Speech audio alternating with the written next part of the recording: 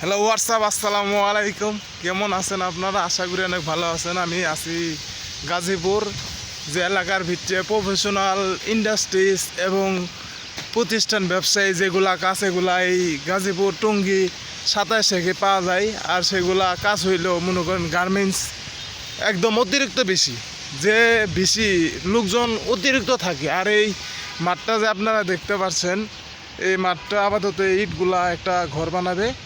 এই যে সাইডের যতগুলা জায়গা আছে, আর ওই যে নতুন ঘরগুলা যেগুলা পিছনে দেখতে পাচ্ছেন, সেগুলা ঘর হয়ে গেছে অলরেডি, ভাড়াও দিতেছে, মানে ভাড়া হয়ে গেছে, লোকজন অতিরিক্ত বেশি।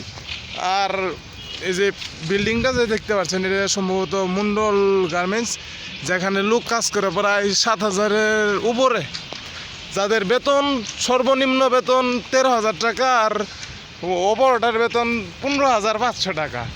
আমি আসছিলাম একটা চাকরির জন্য, কিন্তু চাকরি হচ্ছে না, তাই প্রথমে একটা ভিডিও বানাইলাম। ভিডিওটা আপলোড দিব আমি ইউটিউবে, যদি ভিউটিউ হইলেও না হইলে নাই, কোনো কিছু করার নাই। তো আসনি ভালা, খাইছনি ভাত, বাড়ি ঘরে তোমাদের কিতা সংবাদ।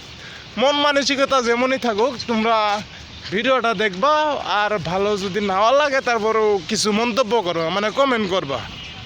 আর এই যে বাসাটি, এই বাসাটি রুম ভাড়া নিতে গেলে প্রায় 2,500 কিংবা 3,000 টাকা লাগবে। টিন সেট, যদিও মনে করো টিন সেট দাম বেশি হয়ে যাইতেছে, কিন্তু এলাকা হিসেবে রুম পাওয়া যায় না। আর ওই পিছনে যে ওয়ালটা, এই ওয়ালটা হইল